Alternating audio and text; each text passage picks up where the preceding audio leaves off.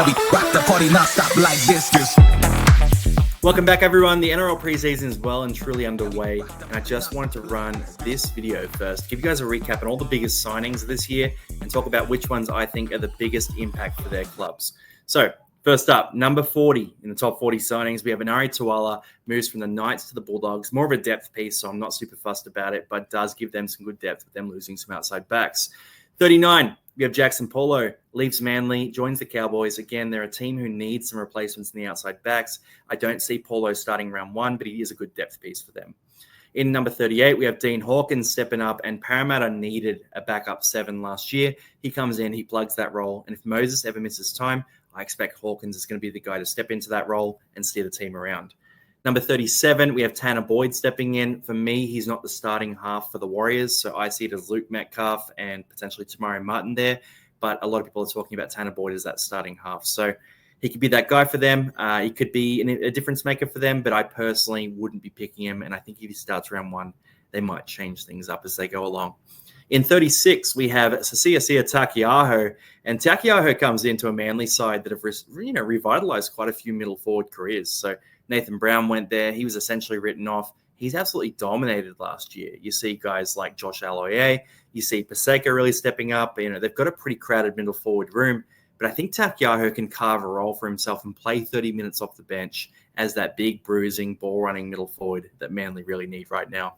In number 35, we have Max Vinai. He leaves the Dragons, joins the Dolphins, and he's a guy who he's probably going to be a depth piece for them, but he's a very capable depth piece. So if he gets called up, he'll do a job. He can finish his tries. He makes good meters, all that sort of jazz, right?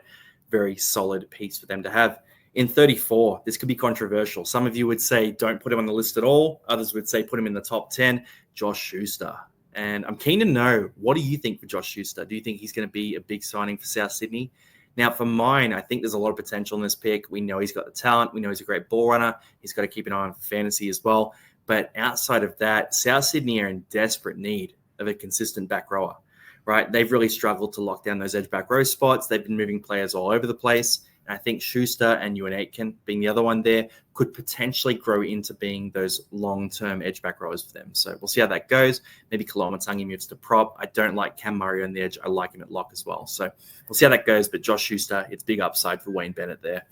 In number 33, Jack Williams steps in, and look, he moves from Cronulla. He joins Parramatta. He's a very fit guy, and they've lost a few players too, so RCG being the big one.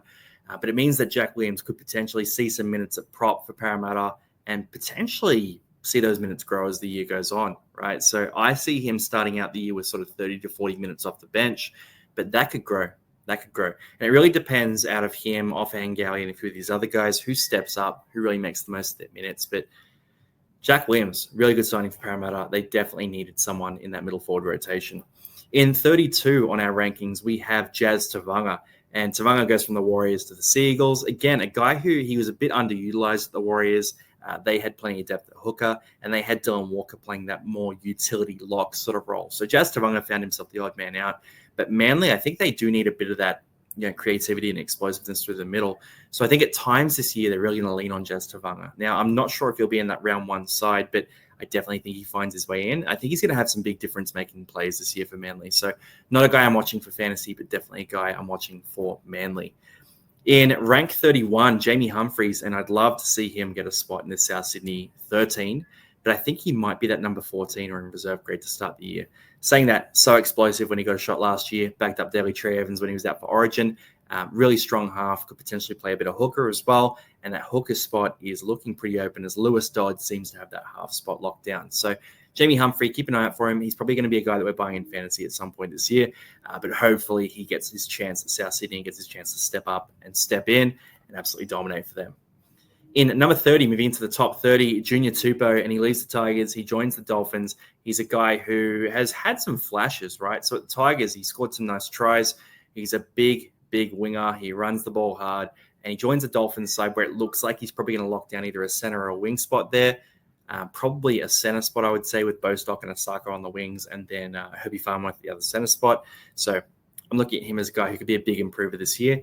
Now, Junior Tupou, He's a bit underrated, obviously. Anyone who comes from the Tigers, they get a bit underrated, but I think we're going to be seeing him pop up more and more on people's radars as the year goes on. He's not a guy I'm targeting necessarily in my classic team, but if you're in a draft league, he could be a guy you get later in the draft and is serious value. So keep an eye on him in your draft leagues.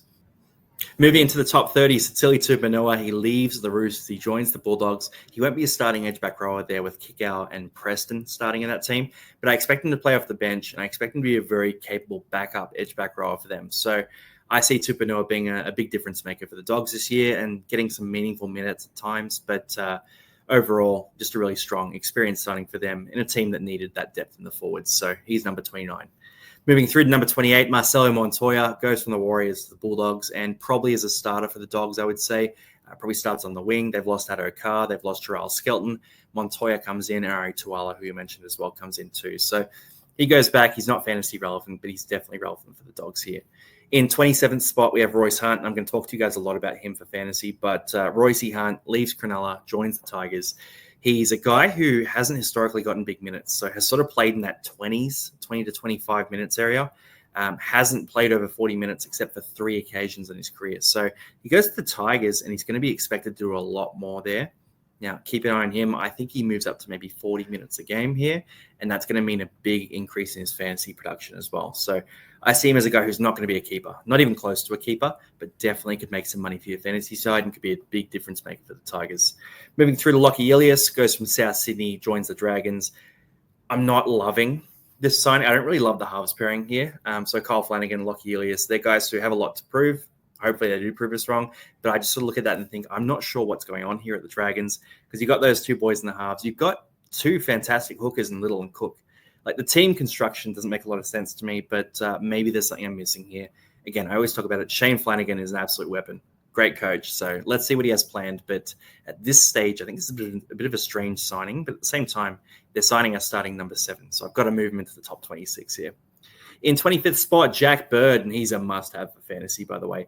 He's starting at lock here for the Tigers, most likely. Last time he started at lock, he absolutely crushed it. Big points. He's very cheap. If he can stay fit, he's going to be a must-have in fantasy.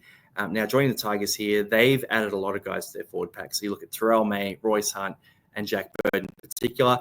That's a full middle rotation there that they've added in, and I think these guys are going to really change the way they play.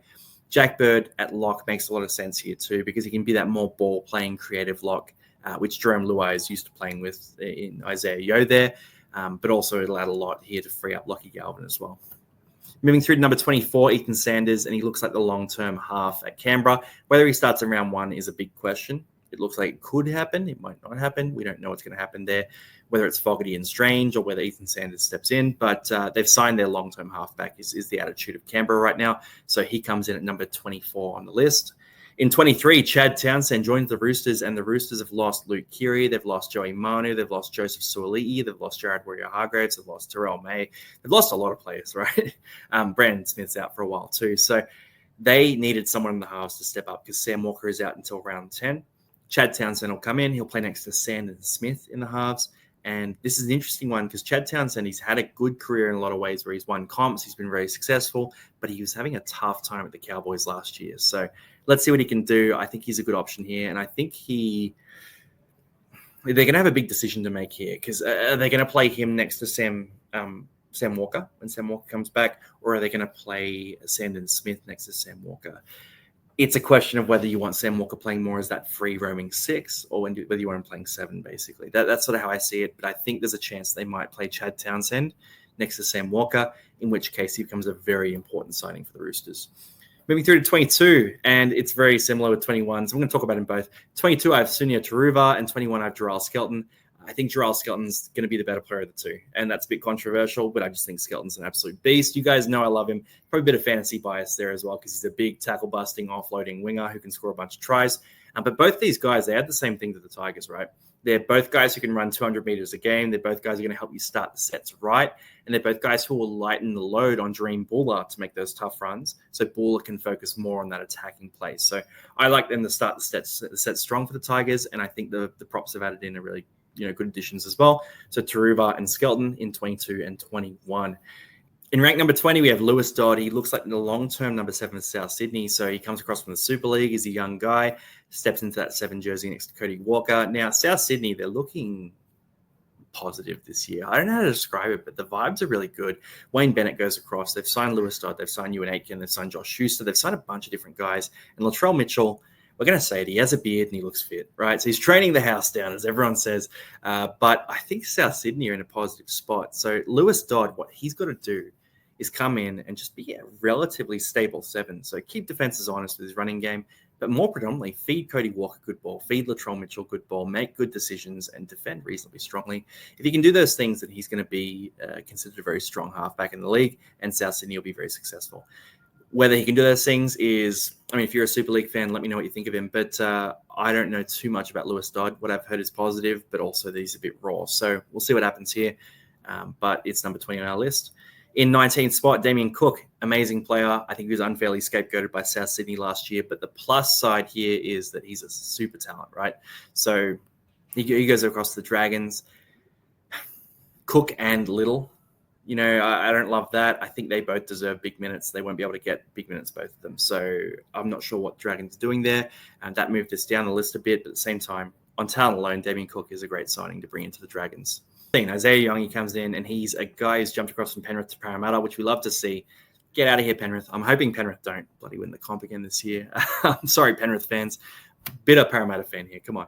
But Isaiah Young, he comes in and he's looking like the starting fullback for Parramatta. So obviously for fantasy, he's about 350K. You've got to get him in. But also in general footy, that's a great position to be in because we've seen Gutherson dominate as the starting fullback for Parramatta for close to a decade. Before that, we saw Jared Hayne have a long tenure there as well. Some of the guys hop in and out, but it's a position where you get a lot of quality ball. You know, the way Parramatta play in general, they've got very strong halves. They've got back rowers that keep defenses honest with their line running. And it means the fullbacks often get a lot of really nice opportunities to attack. So Isaiah Young, comes in. I think he's being set up for success, and he's a young guy. So let's see how he goes. I'm not going to judge too early, but I think he's going to step into some pretty quick success here.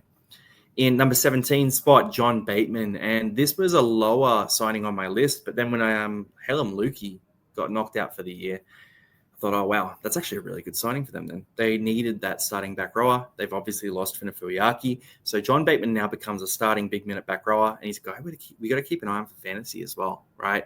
If he can play that big minute role and on the edge. The Cowboys team that encourage a lot of attacking play, we see Nanai, right, at the Cowboys. They encourage big attacking play from the back rowers. So I like John Bateman here. I think he's going to be a guy who resurges this year. And I think people are going to be a bit surprised by the bounce back we see from Johnny Bateman of the Cowboys. In 16th spot, Ewan Aitken, and he's going to be pricey for fantasy, so I'm probably not going to hop on that. But the move from the Dolphins to South Sydney, following Wayne Bennett along, he plugs a big gap for South. They need that starting edge back rower to be locked in. Ewan Aitken is a professional, right? He's a guy who has tons of attacking upside in the edge back row spot, and his defense has gotten better and better each year since he made the move from center. So I like this one. He is number 16. Moving through to 15, Valentine Holmes goes from the Cowboys to the Dragons. And again, I'm not really sure what the Dragons are playing at here, but they're bringing a lot of talented guys in. So keen to see how this plays out. I think anytime you get Valentine Holmes, it's a good signing. Overall, he's a pretty good fit for St. George. I just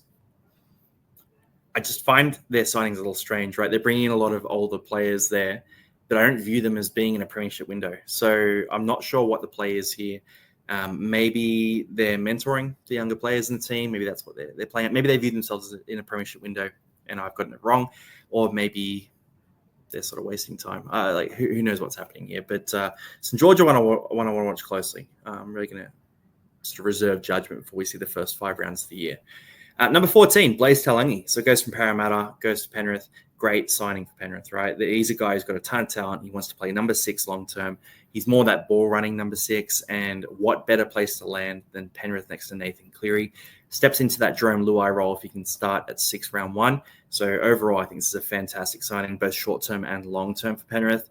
Blaze Talangi, he's a guy who's going to get it done, and I think he's going to shine at Penrith. In number 13, Daniel Safidi, he moves across from the Knights. It was a frustrating situation there, right? He wasn't getting the minutes. He was having injuries. The Knights are a bit crazy. I don't know what they're doing with their coaching. Like, they're changing their halves every week. The forward rotations are always changing as well. So who knows what's going on there. But I think he'd had enough and he wanted to move across to the Dolphins, who definitely need him, right? they've been missing some middle forwards. They lost, Jesse Bromwich to retirement last year. Jared Wallace, I think, is left as well. They've got a lot of guys who are sort of aging out too, and they've added Daniel Safidi here, who is the 13th biggest signing of the year. And number 12, another Dolphin here, Finafuaki comes in. Look, he was interesting last year, so a bit raw to start and sort of really started to find his stride towards the end of the year. He's guy's got a ton of talent. So, again, I'm looking at him and thinking, wow, this is going to be big to see him probably lock down a starting spot long term at the Dolphins. Whether we pick him up in fantasy is a big question people are going to ask as well. So I think he could make a leap, but I'm not prioritizing him as a big priority pickup right now. So let's keep an eye on things. If he's dominant in trial games and that sort of thing, we'll look at that. If he's playing 80 minutes in trials, we'll look at that as well. But overall, right now, he's a lower priority option that I'm not super targeting, just because the work rate for fantasy isn't there. He's more of a boom or bust attacking player. In number 11, just on the edge of the top 10, Josh Addo-Carr. So he joins Parramatta, obviously left the Bulldogs there, and he probably occupies Mike Acebo's wing. So plenty of try-scoring opportunities. I think he's going to be absolutely unstoppable at Parramatta. They've added him. They've added Zachy Lomax as well. Overall, Parramatta should play a pretty exciting brand of footy this year with a bunch of new additions to the backline. In the top 10, rounding out the top 10, Isaiah Papali'i. So he moves from the Tigers. He joins the Panthers. I wish he came back to Parramatta, but hey, can't be too jealous. I think he's going to be fantastic at Penrith. So I really want to see him play on the edge, but I'm hearing a bit of news he might be playing in the middle. There's a few things going around. We'll see what happens there. But if he plays on the edge, I view him as a guy who's a contender for top try scorer amongst all back rowers this year. Right? He runs a clean line, and Penrith feed their back rowers. So I'm looking at him, and I'm seeing a big bounce back sort of option there. And a guy who you could definitely look at for fantasy. So last year he was relatively consistent in fantasy, but didn't have those big boom games, and that's what he might fall into here at Penrith. He plays in the edge back row spot. I'm going to guarantee you he has a couple of 80-plus point games. So Isaiah Papali'i, 10th biggest signing of the year.